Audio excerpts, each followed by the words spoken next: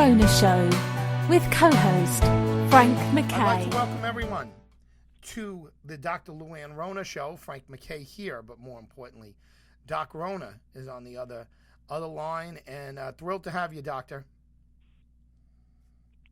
Nice to be here with the people, and there's so many fascinating things about the mind today. Very, very fascinating. Well, it is, and it's something that I, they always say the universe is constantly expanding, and it's so vast, and some people would argue that the same thing with the mind. I mean, this has been the subject of much of your work is the mind and how it interacts with the heart and everything else. But let's talk about the mind a little bit, and what do we know now about the mind that we didn't when you first started out? Well, we know that it's constantly evolving. One of the problems, though, is that the mind can get into arguing with itself.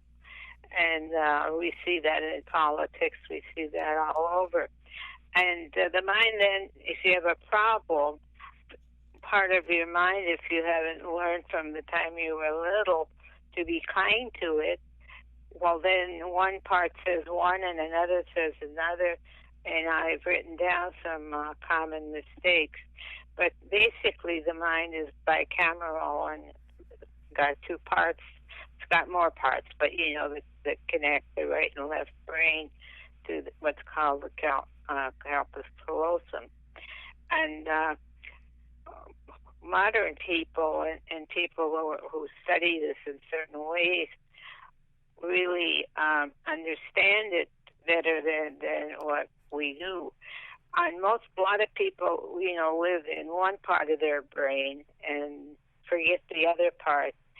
And there's in the book, there's a test.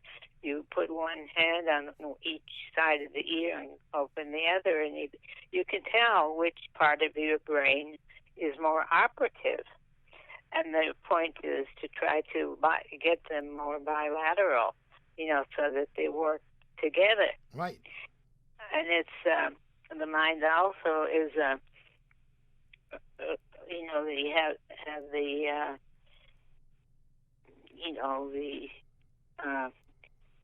it's kind of like a complex DNA form, and you can compare it in some ways to the way a computer works. It can go back and forth, and you can make the mind go kind of where you want to go.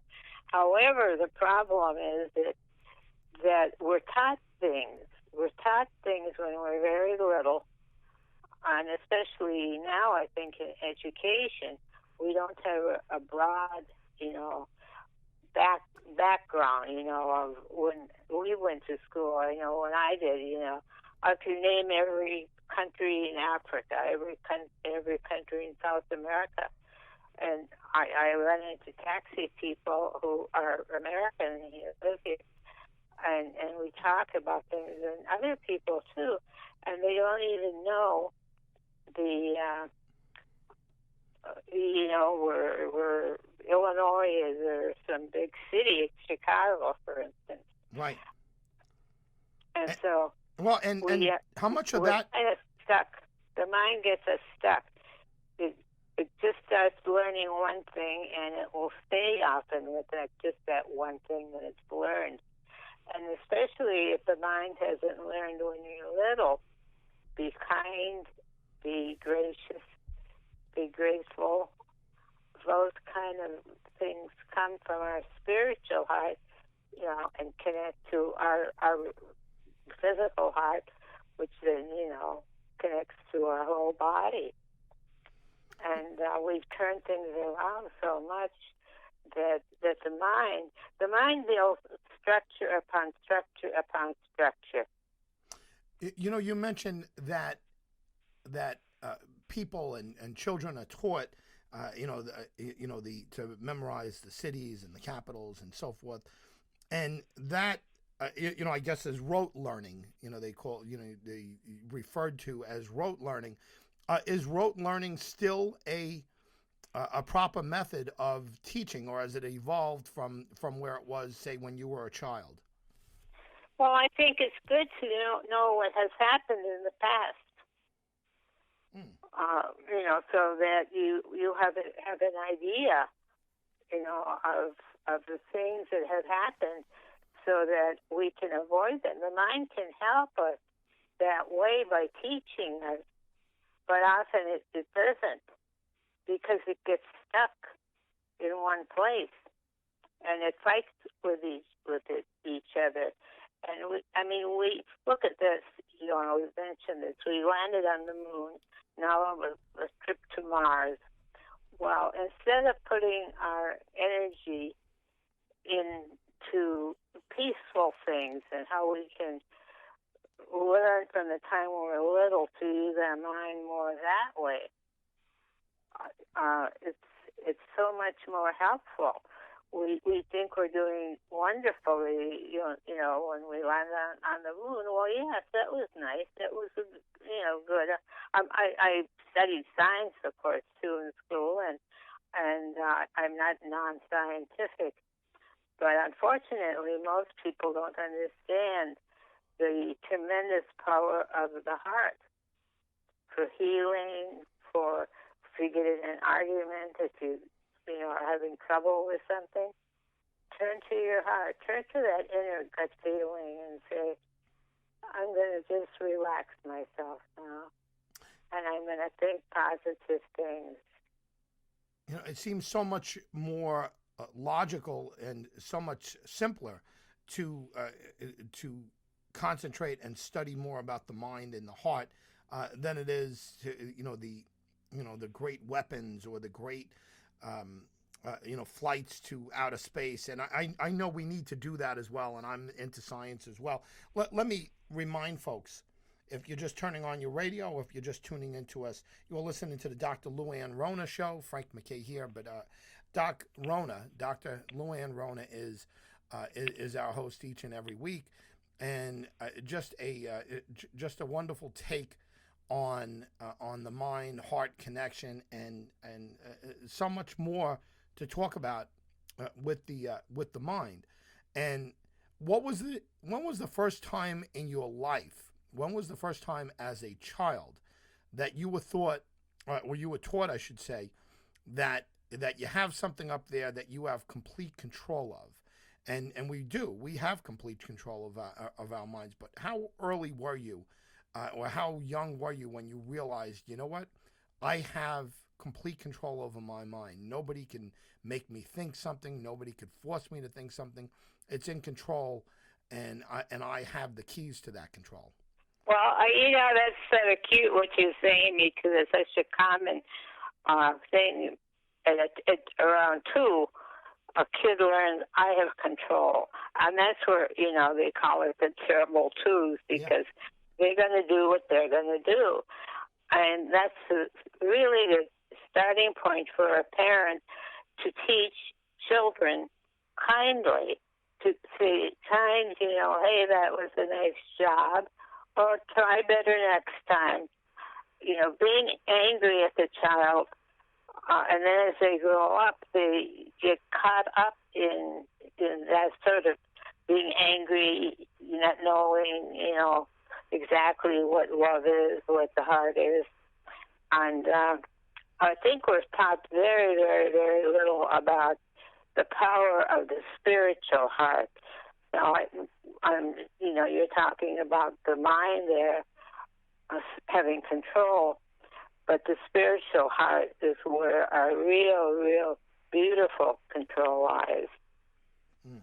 Yeah, well, it certainly does, and you talk so much about this control that we have, or this this power that we have within ourselves. In your book, and I'll remind people to go and get this book, Love Is Who You Are, and it's your second book, and a long-awaited book, and it really is wonderful. Also, Dr. Luann Rona is the subject of a wonderful documentary, and we urge everyone to watch that. And you get into this, you get into the idea, but you talk about a lot of different things, but it comes back to a couple of main themes. and the main themes, is that the heart is the dominant, or should be the dominant. The heart is a higher intelligence, and we don't know that. And the mind can be trained. And if you get your heart and your mind working together, that's wonderful. Then the ego won't be doing negative things. It'll have to start to follow the mind more, because right now, often the ego is controlled by the mind, and if the mind is more controlled by love, the love from the universe, whatever you want to call God, is fine with me. I just grew up, with that word.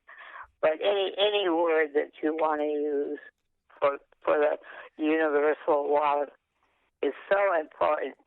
And see, and the mind has all of this part going around in it, and it's this field of that connects also to the outside field of the heart. So you and I are connected, whether we want to believe it or not. We're connected through an energy field.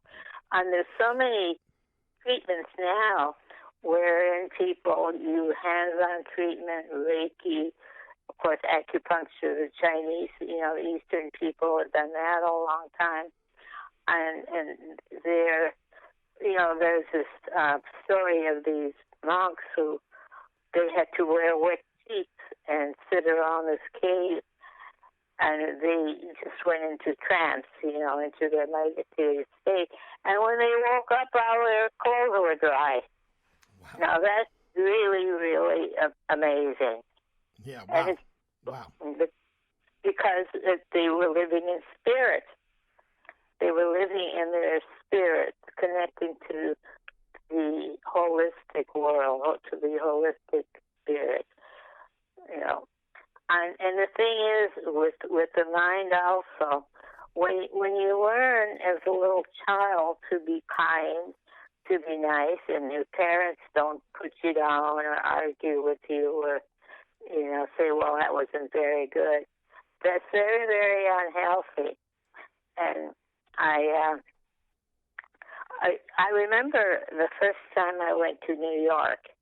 I was finishing grad school, getting my doctorate, and people talk, about New York being parts, being kind of not going there alone first time. Well, because I guess I smiled and I liked people and I was giving off love, everyone helped me, show me where to go, what else to, take, and I had such a nice time. And then also back when I was younger, when I was finishing medical school and starting here, I was chosen to go to New York to get material, basically on what was then the beginning of us trying to solve the drug problem. And I went alone, and I wasn't afraid at all.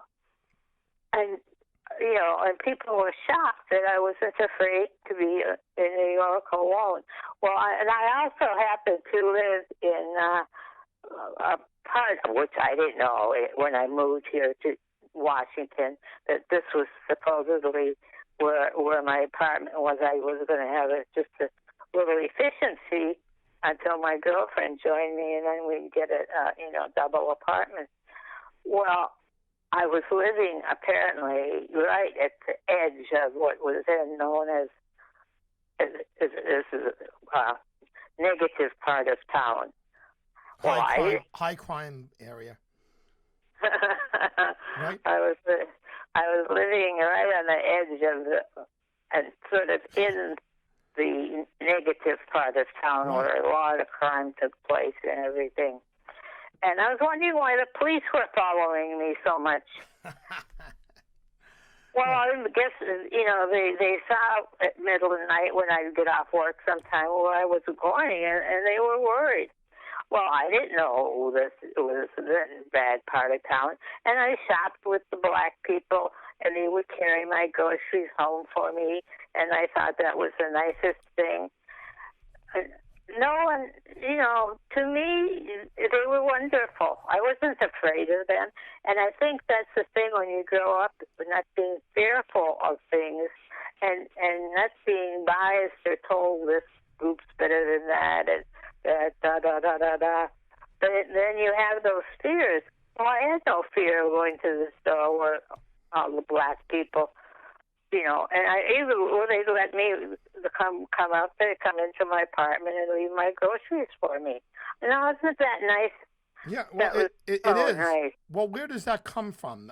That you don't have a fear of people that don't physically look like you. Were your parents like that? Were they? A lot of people in the olden days just weren't as enlightened as people became later in the 60s, 70s, and of course now. But where does it come from? The fact that that's what I'm saying. I think it came from the fact that I lived in the country, more or less, and we never locked our doors. And my mother would leave the keys in the car. And I mean, people, so I wasn't afraid, and people were all nice to each other back there in the country, the Midwest, part of that country. And the other part to the story, when I was living in that area of Washington that was supposedly the bad area, I was on the edge of it. So I was going to have dinner with a woman I had met at Michigan and she had graduated and was living. She was from Bethesda, which is more or less a high-class suburb of Washington. So we were going to meet for dinner, and when her father found out, he worked for some government agency. I don't know if it was one of the CIA things, or if it was just that, Anyway, when he heard that where I lived, he forbade her to come down and meet me. Wow. Wow. Yeah, that shows what a difference. So parents do make a big difference. My parents weren't afraid. I didn't ever see them being afraid of things. Well, let me remind folks once again that they're listening to the Dr. Luann Rona show. Frank MacKay here, but much more importantly, Dr. Luann Rona, and her field is psychiatry, and she has done it so wonderfully for so many years.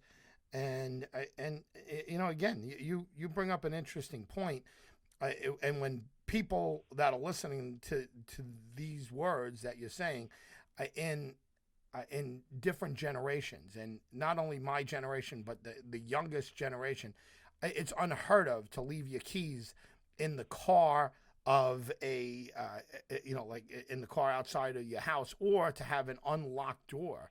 I live in the suburbs, and I live in a fine area, but I lock my doors. I always have my doors locked. I wouldn't leave the keys in my car. I mean, that's for sure.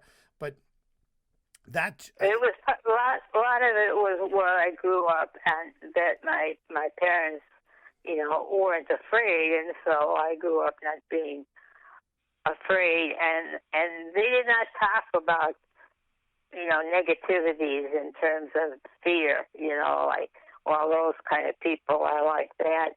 And half of the people that worked for my father were American Indians, and they had a little village called Ronaville, and no one was afraid to go there. They never did anything to anyone. What it comes down to is giving out positive energy. See, from our brain down and surrounding us, we have an energy field. And if that energy field is giving out love, or non-fear, but basically giving out love and saying hi to someone and being nice, the other person's energy field connects to that. And then their fear of you diminishes.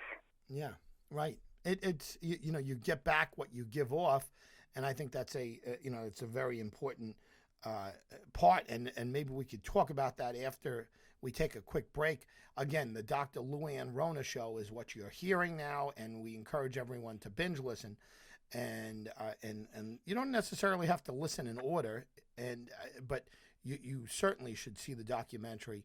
Love Is Who You Are is the book, and Dr. Luann Rona is the star of both. Frank MacKay here, but much more importantly, Dr. Luann Rona. Each and every week we'll be talking about the mind, about the heart, the connections between the two, and certainly what she has experienced in writing this and in treating these all types of illnesses and phobias and so forth.